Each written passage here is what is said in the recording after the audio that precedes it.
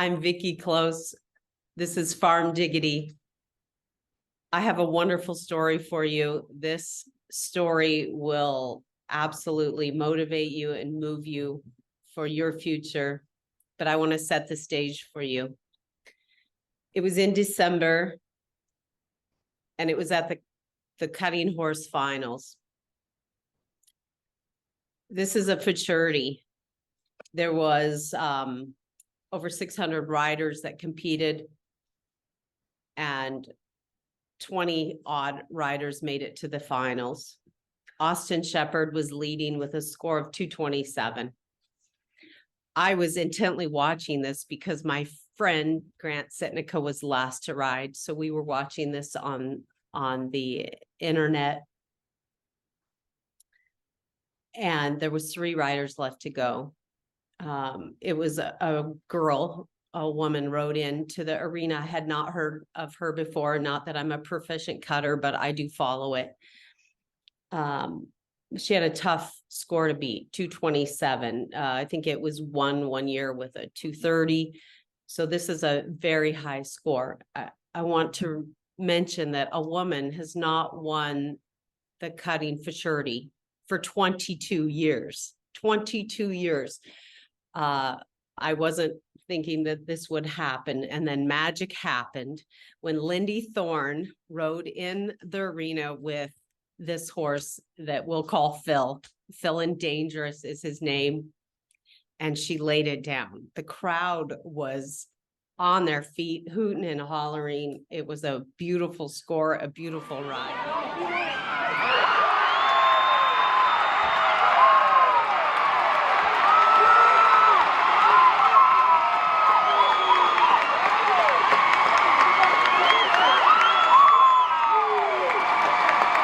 Here with none other, the Futurity champion for 2022 after 22 years. Lindy Thorn, welcome. No, thank you. It was fantastic. Tell me what this means to you to win this Futurity. I don't know so much of what it means to me. I mean, it's life-changing. I mean, it's a life-changing horse. It's a life-changing experience. I mean, it means a lot, of course. I guess there's a lot of validation in all the hard work that us 2-year-old trainers go through and put in the time that, with other trainers and do it the hard way and buy our own. Yeah, it's just life-changing. You said it's life-changing, and what was my next question? How has this win changed your life?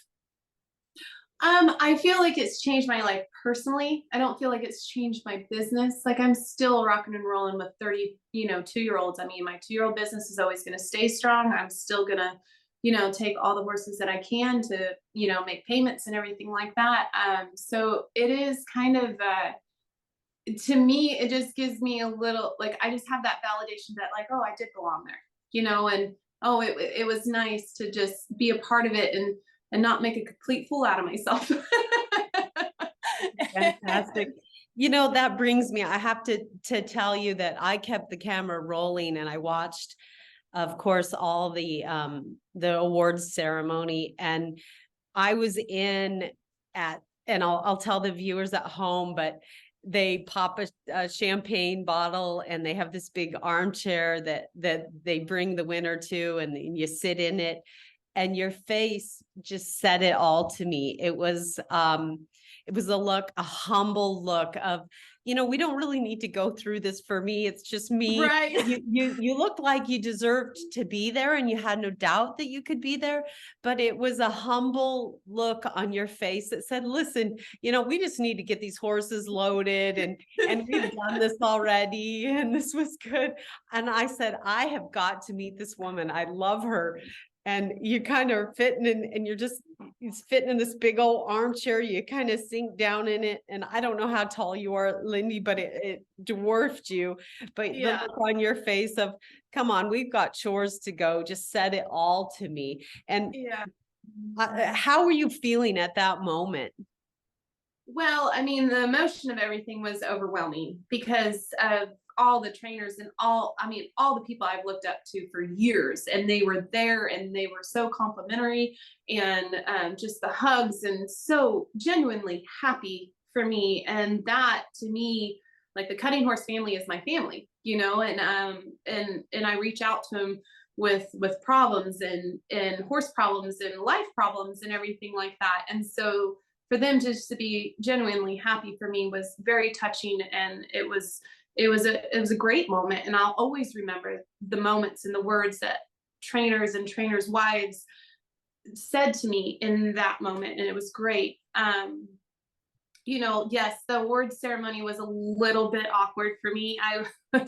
I felt like I did not belong, in a way that I was obviously, you know, thinking the same thing as, you know, what you just said, was like, okay, it's getting late. And I had every intention of like leaving that evening and heading back home. And then it just got to be so late that we were just like, he'll be fine. Let's put him in a stall and, you know, take care of him tonight, and, you know, and all of that stuff. But yeah, you know, and I didn't want it to be like, oh, let's rush through it. So because I'm so thankful for all the sponsors and all the big production that NCHA puts on. They put on a great show. So I was grateful for all that, but it was a uncomfortable moment for me, because I guess I've never been in that situation. So it was, I didn't know how to take it. This was, if I'm right, your very first time making it into the finals. Yes, absolutely. Yeah. So let's back up, and I want to just part from here and go back to your childhood, if you don't mind, and into how you got here. Let's zoom back. How old were you when you got your first horse? Oh, I would say, I mean, there's pictures of me as a toddler on horses. And so like my mom, she trained pleasure horses and hunter jumpers in California. I grew up in Farmington, California. And she trained horses and took me on the road, and I did the AQHA, the youth stuff, and the all around, the Western pleasure, the hunter jumpers, and all of that. And she took me all over California, Arizona, and that's how I kind of got started in the horses. And of course, like my first starting was like, you know, I did the 4-H, I did the pony clubs, I did all of that stuff, you know, with our horses. And so and then from there, I went on to college, and I was fortunate enough to take my Western pleasure horse with me, and I had him there. And then when I graduated college, I just kind of started wanting to get into the cow horse aspect of things, because I thought it was a very unique discipline, and I didn't know which direction I wanted to go. And one of the ladies that I broke a lot of colts for, she said that you know, Alan Crouch in Knox-Peter, Mississippi is hiring a 2-year-old person, and will you know, are you interested in going down there and working for him? And he trains cutting horses. And so that's how I kind of got into that. So that's a great story. It sounds to me that you've always had a life around horses, and we chatted before, and something that we connected on is the fact that to earn extra money, you rode horses through the sale yard, correct? Oh yeah. Oh yeah. So you were kind of like me, you were kind of a barn rat.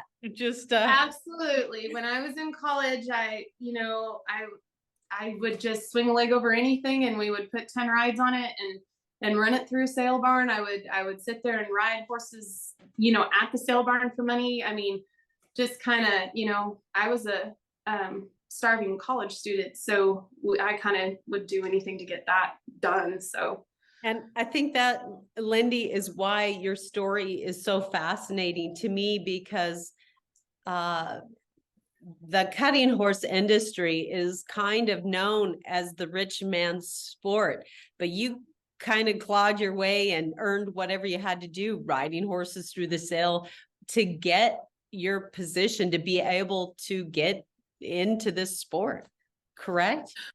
Well, yes. I mean, it's just like you talk to any 2-year-old person in the industry. I mean, if you don't come from this industry, you start working out under trainers. And so, yes, I started out like, I didn't know what discipline I wanted to go into. I started working for Alan Crouch in Mississippi. I fell in love with cutting. I thought it was like such a good discipline to train those horses to think for themselves. And I just fell in love with it. And so then, it's just, it's kind of one of those things that like,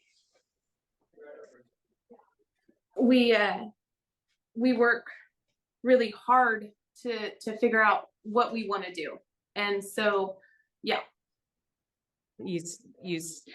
And so when you say you talk about 2-year-olds, you're actually starting these horses to go on and cut, and you've done that. You've made a living starting cutting horses for other people, correct? Yes.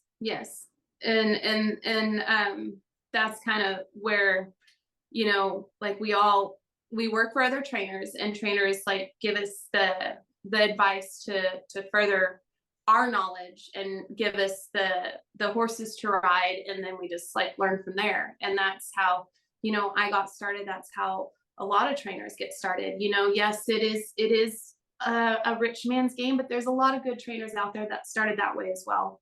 So you defy that odds, and we'll talk a little bit more later on about this horse and his mother. Yeah.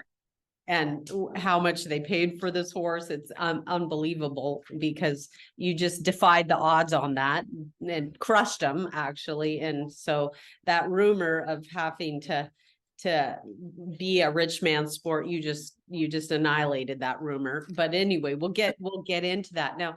So as a child, you grew up with horses. Your mother was a huge influence to you, was she not? Absolutely. Yeah. And you also talked about a hero in your life, and wasn't that your grandfather? Didn't he immigrate to this country from? Yes, he came from Holland. Yeah.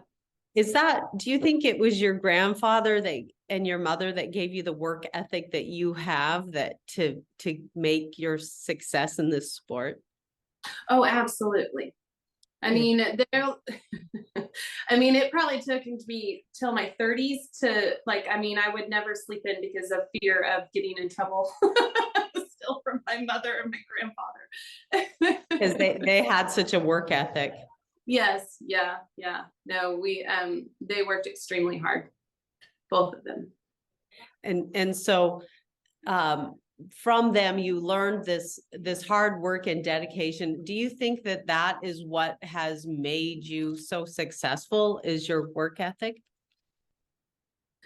Yeah, absolutely. I mean, I want to, I want to work as, I feel like, if I can outwork my competition, then, I mean, that was always my goal. I mean, I might have not worked, very smart, but I always made sure I worked really hard and tried to do whatever I can to make things work in my life. And so, and that just kind of do whatever it takes kind of mentality has always been my motto, and there you have it. So so when you got started with these other trainers and hired on with them and learned from them, wasn't one of the your turnback guys, wasn't he one of the guys that you trained with actually early on? Am I wrong on that? No, Tommy Marvin. I actually worked for Tommy Marvin for 3 years, and I started as 2-year-olds, and he got me into the show pen a little bit. I bought an old broodmare that he would haul to the shows, and I would show him the Limit Rider, the 2000 Limit Rider. And he also set me up with a client of his that owned a facility, and he would bring me 2-year-olds there to start, and kind of got my start as like going out on my own. Kara Brewer, like, she still sends me, I started way back when, starting her 2-year-olds as well. She would and that's what's so beautiful about the cutting horse industry, is that they'll go ahead and like they'll support the people that, with business, and promote them in a way to just, get a foot in the door. And those 2 people definitely did that. And, and I still start Kara's 2-year-olds to this day. And I mean, It's been several years now. So yeah. Wow. I heard that he said your win was almost more joyous than his own. So Yeah. there's a real lesson in giving knowledge, isn't it? He got a lot back watching you succeed, and that moved my heart a lot. I thought that was wonderful. Yeah, that was quite touching when he said that. And I, yeah, he's just, him and his family have been very helpful, his father, and they're kind of like a second family to me. So since we're talking about, and I want to get into your own personal family because you have a wonderful husband that supports you, but in this family, in this sport, it's a male dominated sport. And how has that played into have you struggled with that, or are they accepting? How does that work? Oh, no, I haven't struggled with that at all. I've always kind of been a tomboy, and I have always been one of those people that, like, I just wanted to be treated like, just a human. It didn't matter, if I was male or female. I mean, I just wanted to be treated like a human and talk to like, like just any other person. And so the good thing about this industry is there's just good people. I feel like any kind of ranching or farming or horse or dog in your case, I mean, any kind of animal related, there's just good people in it, and they're just down to their core. So they're just going to treat you just like, anybody else, and not like knock you down because you're a girl. I don't feel that one bit. Yeah. They're farm diggity. Yeah. That's how the dog world is too. It's just a wonderful agricultural farming, ranching. It's just a wonderful place to be in. So I knew you would say that, but I'm happy to hear that. That's excellent. So tell me about your own family. You're married, and your husband used to ride bulls, and you kind of favor a little accent. Me too, but my husband's English, yours is Australian. Tell me a little bit about your husband. Oh, he's great. He's my biggest cheerleader. He's all the time cracking jokes. He's like the fun one in the relationship. I'm always the serious, like hardworking, just go, go, go. He kind of slows me down and brings me back to level. So we're a good pair when it comes to that. He's up in the morning the same time as I am. He does give me like a little bit of a morning start just because I need a little cup of coffee before I like speak, because he gets out of the bed like, his feet are running and just talking and questions. He's always and so but anyhow, he breaks all the colts, and he's there to just work with me and help, and he does an amazing job, and like he just gets him super quiet for me to get on. He doesn't want me to get hurt. Last year we were shorthanded, so we kind of had like, we were breaking them together, and I had my string and he had his, and we had like a running bet of who got buffed off the most. Oh my goodness. Have you had some bad spills? No, actually I haven't. As far as getting bucked off, that's not been the thing. The only time I ever get hurt, I got kicked one time, and then I had a horse fall.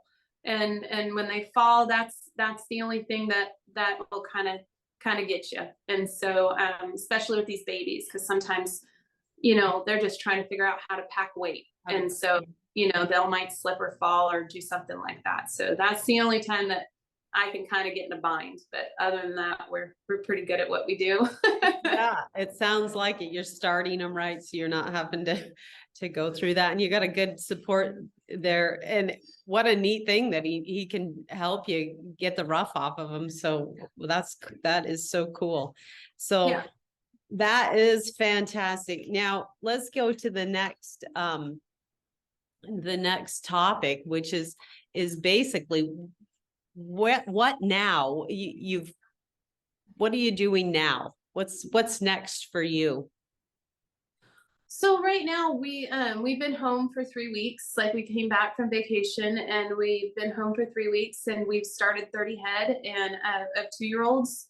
and we've got all that going. I've been working on my show horses and working Phil, and we're leaving the 25th with Phil and his mother Maddie to go to the Ike. I'm gonna take her to a couple of the weekend shows and get her tuned up for the American, and then of course we're gonna break Phil out at the Ike at his first aged event as his 4-year-old year starts. And so that's what our plan is for that. And then we'll probably go to another weekend show after the Ike, and then on to the Arbuckle and the Cattlemen's. And yeah, it just will keep going. So tell me about this American, because I saw your name on that you're going to ride. And so are you riding for the million? Well, the way I have read it and sat down and read, I think it's $1 million total added money. And so we'll be put on teams of 5. No, yeah. There'll be 5 teams of 3. Sorry. I'm still trying, they're still sending me text messages, and we're supposed to have a 6th and 7th. But anyhow, we'll all compete like I believe March 10th, and we'll be on teams. I'll be on a team with 2 other people, I believe, and then I think they'll have like a cumulative score and stuff like that. I mean, I really have to, like I said, we're doing a sit down to go over all the rules with what they have. But I know I'm really excited about it, and I'm really excited about showing. You know, you get to take 2 horses, and you know, and you could take any horse that you'd like to. And I've had some trainers that have called me that, you know, they're like, well, would you want to show this horse, or would you want to show this horse? And I'm very grateful for all of that. But to me, it's very important to show something that's come out of my program, and it means more to me to show something that actually got me to where I'm at today, and that is Phil's mother. And I would really like to show that mare there at the American, and just because that, I mean, she changed my program and gave me Phil, so that means a lot to me. Okay, so tell me about little Maddie Ray, the mother of Phil. So we bought her. Her story is that Clark and Debbie Brewster raised this mare from Bristow, Oklahoma. Jimmy Dundon started this mare. This mare went on to Phil Rapp's program, I believe, when she was 2 or 3. At the end of her 3-year-old year, she had never been showed. Clark called me and asked me, you know, would you be interested in taking this mare? And I said, absolutely. And so the mare came to me, and we just started showing her. And I think the first time I showed her, I marked like a 70. We just got her through run, and then just started building. And then, you know, by the end of her 4-year-old year, I believe she's only won like $7,500. And you know, I mean, I'm sure partially was a little bit me being inexperienced with a really good horse. Partially was a little bit, you know, maybe her and her immaturity. But I always thought she was a really good horse. And Clark said, well, we would like to sell her. And I said, okay. So I posted her on Facebook. That's when everybody was like trying to sell things on Facebook. And I posted her on Facebook. And, you know, for like $35,000, couldn't get any offers. Everybody's like, well, she hadn't won enough money. And I was just like, well, okay. And so, and then finally, I called Misty, who had been a client of mine, and I said, hey, you know, if you want to take the next step up, I know you like this mare a lot. I said, call Clark. She knew Clark. Call Clark and see if you can get her bought. So we ended up getting her bought. And yes, I mean, I believe she paid $25,000 for her. And then we just started showing her. And then like by the end of her 5- and 6-year-old year, I mean, she just started coming on. I started making finals at major age events, and she just became a really good horse, and just such an honest horse and a good horse to be around. And like, she's just very special to my program, because, you know, I train them to, you know, you got to train them to listen to you in some ways, but then she took all that foundation and everything and just kind of took over and just became a true cow horse, and taught me what that actually was, and the amazing feeling of a horse being smarter than you could ever be on a cow. And she's just a cool horse. And she is the mother of Phil and Dangerous. Yes. Yeah. So, First baby. and Misty, we're talking about Misty Greason. She is the owner of Phil. We'll call him Phil. Yeah. She's the owner of Phil. Now she knew that Phil was kind of a special stallion right off the get-go, didn't she? Yes, yes. I mean, it was the firstborn child kind of thing. Like, I mean, he did get all this special extra attention. I mean, he had a blanket on him probably the first day, you know. Yeah, but I mean, you know, she really liked him, and she took great care of him and handled him really good. And, you know, me being, you know, I'm like, okay, yeah, you know, and yeah, we don't know yet. Like, I mean, he Right. heart, you know, I was like, if I'm gonna, like, he is kind of small, he's not very big, you know, I worry about his strength and, you know, all the things that trainers say. And yes, then not to get their hopes up. right. And then she brings him, and we start him, and she had already messed with him and like got on him bareback, and like she messed with him good, and she handles horses very well. Right. And so, and then my husband and her, like they kind of started them together. She wanted to be a real part in the breaking process, and I said, yeah, absolutely. And at that time I was kind of hauling through the world with the mother, so I was gone a lot, and so like they were putting the time and the saddle time in with him, and then I would come home and work him, and the more I'd work him, I'm like, wow, this horse is smart. This horse is like, he's smart. He just keeps getting smarter. And I'm like, okay, I like it. Like, I like the feel of it. I think it could be a nice horse. And then, but never in my mind think that I had the next Futurity champion. I mean, Misty did, of course. Well, every crow thinks their baby is the blackest. So exactly. Exactly. But, you know, I just treated him like any other horse we have in the barn. You know, I turned him out with, you know, other studs in the pasture, and, you know, and then I was worried about him being really steady. And it was so strange, you know, he would get quite steady out in the pasture with the other horses. And then finally I was just like, oh my gosh, he's becoming a crazy, you know, stud. And then we put him in a stall when he was 2.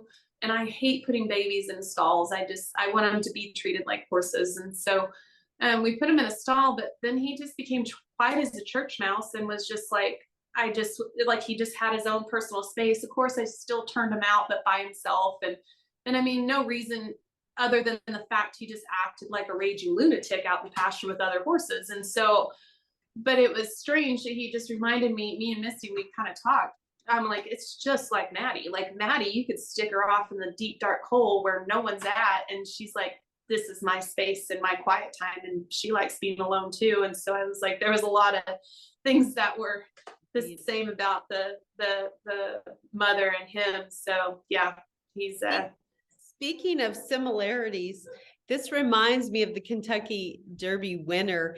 And if you end up with this horse, and Misty knows this horse is special, and she knows it could be a winner in her own heart. And here you are, you've not made the finals. She doesn't put this horse with another jockey rider. Yeah. She keeps this horse with you. She believes in you. She believes in this horse. And the two of you are a team, and you take it to the top and win the Futurity. It's an amazing story. And I mean, it really is. Like, me and Misty's relationships and Diane through the years, like when I first bought my place, you know, Misty that allowed me, I didn't have money for a tractor. She let me use her tractor. And I mean, and I had it over at the place, and like whatever I need. I mean, I remember Misty coming out, and we had the postal digger, and we're out there on the tractor because I needed a mailbox. And and so we're on the tractor. She helped me put in my mailbox, you know, my very first mailbox. Just wow. And so, you know, it's kind of one of those things that like we always, like, she just was always right there. Her and Diane both were always right there with whatever I would need. And I mean, I tried to reciprocate the favors and do what I can. And I'm so appreciative of their help in everything that they've done. So like, you know, our relationship comes from, you know, comes from, yeah, a business standpoint, but a mutual respect. And then on top of that, a great friendship. And so, you know, she is, her and Diane are quite amazing people. So That's their partner. They are, and she and Misty, they have a good gut, and they have a good gut feeling about you, and sticking with the people that got them to where they, you know, they didn't just cut and go to a different trainer. And my hat is off. absolutely. I think that's Absolutely. why this is such an amazing story. Yeah, and I mean, you're absolutely. I like sometimes I get to talking, and I'm sure you're looking at me, you're going like, "Oh, you're getting off track," and I'm like, because I forget what I'm actually trying to say a lot. But back to the point of what you just brought up again, was the fact, you know, every time, even when I was showing the mayor Maddie, Misty is like the best, easiest person to ride for. She's like, just go do you. She was like, whatever, I know you're trying hard. She has never gotten mad. She's never thrown a bridle at me. She's never got upset. I mean, if she did, it wasn't within ear's reach of me, and I've never heard of it. But I mean, she knows I'm trying my hardest, and yeah, she's just been quite supportive and always been kind of loyal to the team. And so it's just, they're just great people. Well, it paid off for them in dividends. So I think you won 300,000, over 300,000 for that win, just so we can put it into perspective of what that was. Is that yeah, it was like 325 or 24 or something like that, because we were reserved in the intermediate finals too. So yeah. Oh my goodness, what a payday. And then like, and the crazy thing is like Misty, she hauled for the unlimited amateur in the world finals. So she had the mother there at Fort Worth, and she was show champion in the unlimited amateur. So yeah. And I was very proud of her, because when she started hauling that mother last year in September, like normally you start hauling for the world in January 1, she started hauling in September. She had an extremely good show in Ada. And so she kept going on with it. And I said, well, you could probably make the unlimited world finals. And so she did. And, but I told her, I was like, you're gonna have to do this on your own. Like, because like, I can't change my aged event schedule for something that wasn't in the books. And I was super proud of her, and I trusted her, and she was taking a really good trained horse up and down the road, and she had really good help along the way. So yeah, she did it all herself. So that's something she did really well. That's excellent. Let's talk about another woman in your life, because you were working for different people, and this is your mother, and she kind of put a boot in your butt and made you get out and get your own place. Can you tell me a little more about that? Yeah. So like, I was an in-house trainer in Tulsa, and I was working there, and my mom is an extremely intelligent woman, like book smart. Like she's a certified CPA accountant. So like, and was the internal auditor for the University of Pacific. So she knows her money and everything like that. And so when she was doing like the book work and doing some numbers and stuff like that for me, when I was training there, and she's like, you have enough outside clients that if you charge this is what you would get. That could be a ranch payment. It is time you build up your clientele enough, and it's time to go on to the next step. And I was like, what, like grow up and actually be a real horse trainer? Like, I don't know if I could do that. I don't know if I'm ready to, like, I mean, I didn't even have a horse trailer. Like, I mean, and so, and I had a couple saddles and a couple bridles, you know, I didn't have much. And she was just like, she's like, if this is what you're going to do, this is your next step. And so, I started looking, and then I had a good friend, Ashley Backstrom, another cutting horse trainer. I called him and I said, would you mind going and taking a look at this place with me? And because I'm thinking about buying it. And I mean, it was a place with like no house. It had structures you know, that were safe, but I was like, I could put up some stalls in it. And I said, Ashley, what do you think? And he was like, you could get started, you know? And I mean, it wasn't super expensive. It was just like I think we paid 168,000 for it, or 160,000. And like, this is me being single. This was before I met my husband. And so I you know, I paid 160,000 for it. And like, I didn't have an indoor arena. I would just try to make it work. I had a shed that was like 60 by 30 that I set up a flag in to try to work while it rained, or I went to other trainers' houses that were local and they would help me and stuff like that. So yeah, that was kind of what we got done. And I was very grateful that my mom went ahead and said, like, go ahead, it's time. And she the only thing that she was pretty adamant about, and I'm very grateful for, which I haven't had to use, was the fact that she became my banker. Okay. So I didn't have to go through a bank. So I was very grateful for that. And so, I mean, she's still like, I don't know who I'd be more scared of missing a bank payment from, your mom or the bank. So definitely my mom in my case. Yeah. So, she charges me interest just like any other bank would. And because, she's trying to invest her money in it, and all of that stuff. So I was very grateful for that. And she was really adamant about that, just because of the simple fact. She was like, you're in it, you're out there, you're single, you're doing this yourself. If a horse hurts you, like, if you get hurt and you get in trouble with the bank, all of that stuff. And I said, well, that's a good point. I never thought about that, because at that age you feel like you're invincible and nothing's going to happen. And so, yeah, no. And so that is the one thing that, I was actually grateful for. So, yeah. Absolutely. And grateful for the push. Sometimes we need somebody to just say, let's go, it's time. And it needs to scare us. Like, I Yes. remember going out on my own for a different thing, and I said, I'm scared. And they said, you need to be, let's go. Yes. You need to be scared. Let's go. It gets you up in the morning and gets you rolling. So, a strong woman in your life, and a strong man, but a strong woman can really help you, call you to your senses and get you moving. And so, well done Right. on her. So. Yeah, no, absolutely. And I mean, you're exactly right when it comes to, like, when you own your own place, it is a driving force not to fail. And when it's yours, you just, it is the thing that gets you up out of the bed. It is the thing that, like, defines you and your business and everything like that. And for the longest time, it took me a minute, and I'm starting to get a little bit better about it. It's like, sometimes I struggled with a little bit early on. I felt like my success defined me.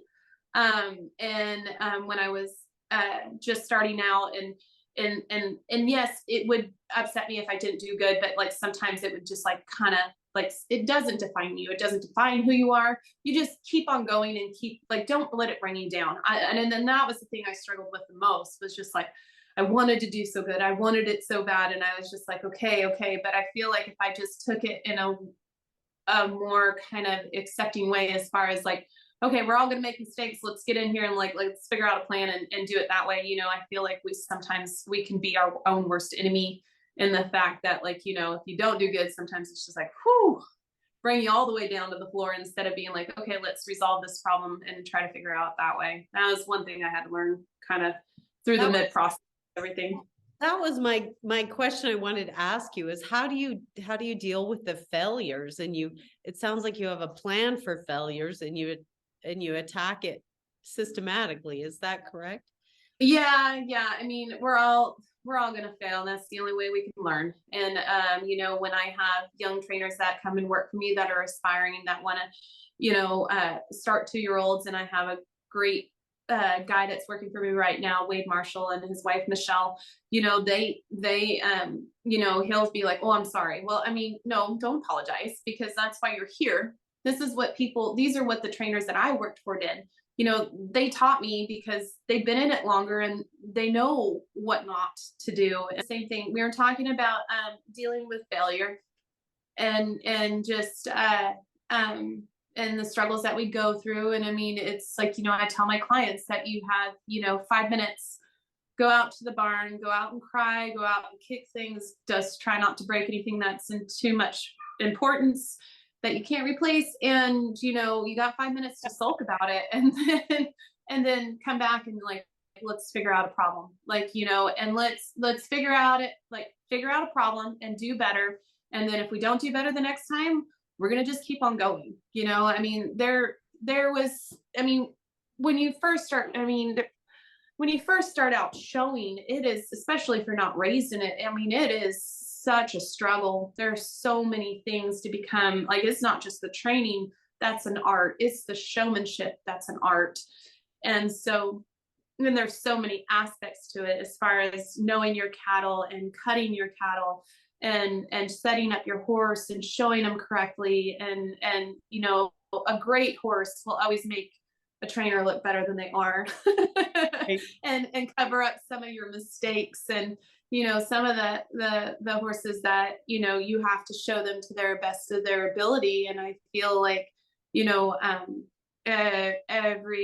I feel like all those horses that were in my life that have not been the best horses in the industry, or not, they have all taught me something.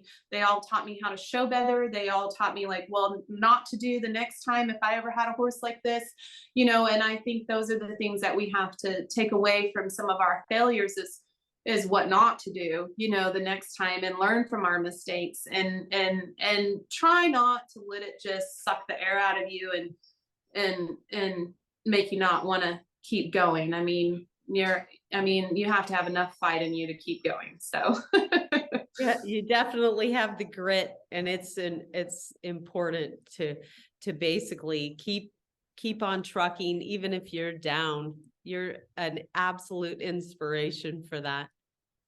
So how do you handle the nerves?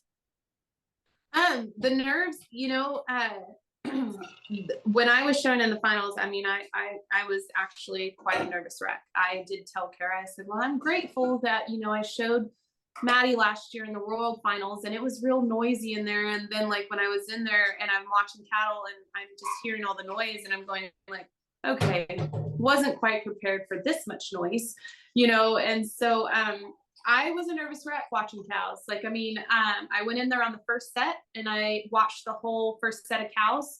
And I made a list, and I was just doing some homework on my part, you know, like what cows did, like, you know, trust my opinion on what cows that were good. And then I would be like, okay, that cow was good. That cow was good. That was a cow that I did like, and that guy cut it and it was good. And so, when the second set came around, the set that I was in, I got down in the cow box, and I was deep in that set. So I'm writing down as many cows as I want. And then I'm like, okay, well, they're passing that cow. What's wrong with that cow? You know, and you start second guessing yourself. And Right.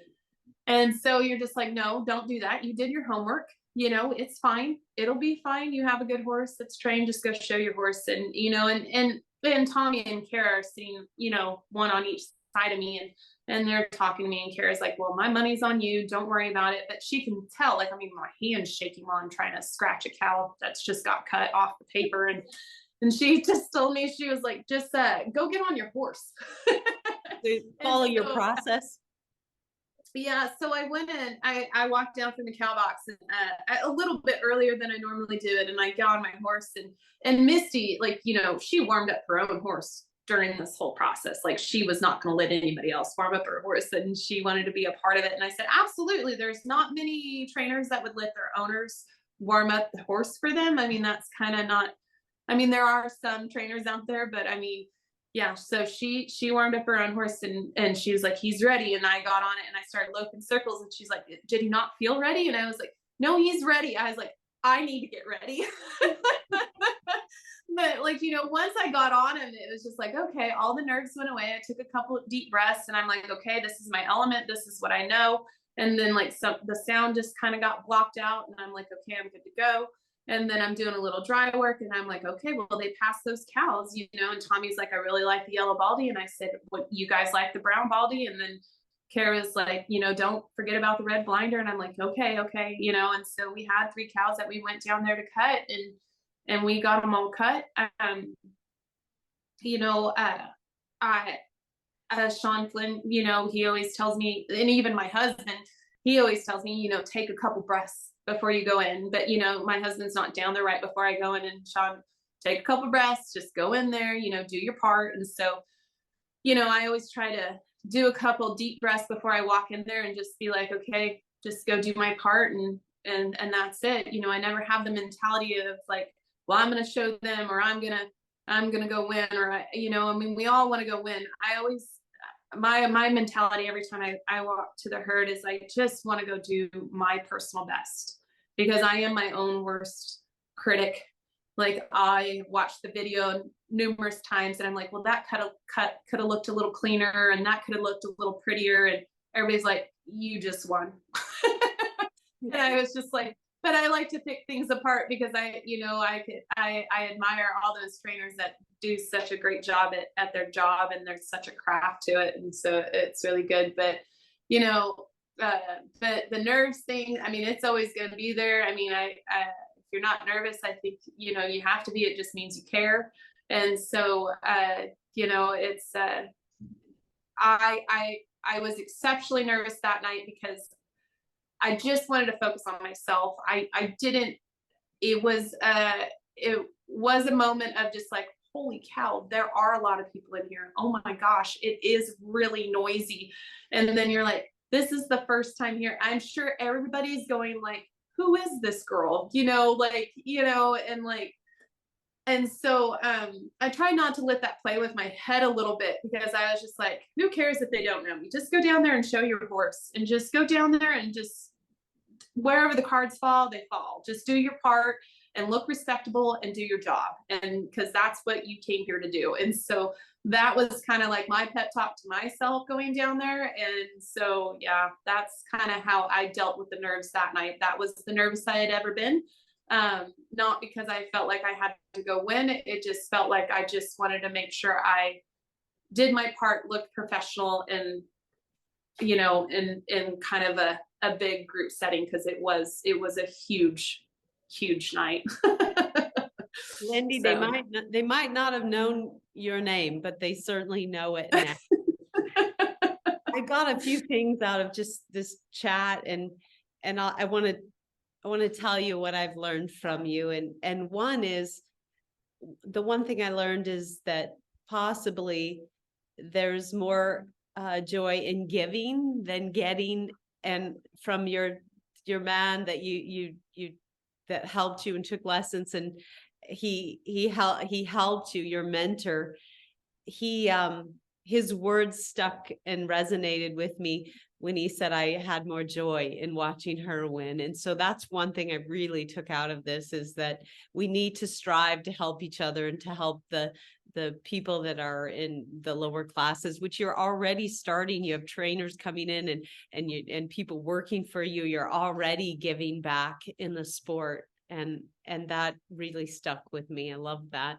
I also learned that money doesn't have to define you or stop you. You can get in, dig in, start with somebody putting up your first mailbox, and just you don't have to 160,000 and just go for it. You don't need a man, although having a good one year in your life is a benefit, but you started on your own with by yourself, and you went in there and did it by yourself. But the other thing that stuck with me too is that you didn't always go it alone. You learned from people. You had your mind open to learning, and you learned from these guys, girls, women, these people in your life, and your grandpa that taught you these lessons. And so while you went alone, you were open to learning and to growing from these people. And so you are just an inspiration to me. I love your story, and I'm proud of you. I'm proud of what you've done for the young girls in this sport. Is there any advice or thoughts you have for them as they watch you?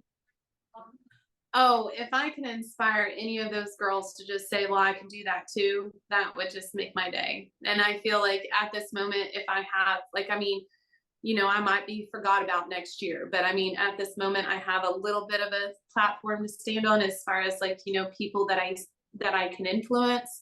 Right. I would really do that. And just this week, I'm going to go speak to a little roundup club, and they're having a banquet, and it's going to be young women and men that are in the rodeo, and I'm going to speak to them. So any way I can influence that is just a great kind of something I can give back to the kids and young women and everything like that would be great.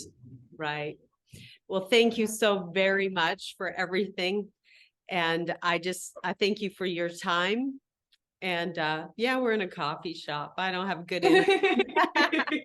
So the coffee baristas are getting restless, but anyway, I thank you so much for your time, Lindy, and your inspirational story. And thank you, Misty, for having such a great horse and believing in him. And this is Farm Diggity. It's a great life.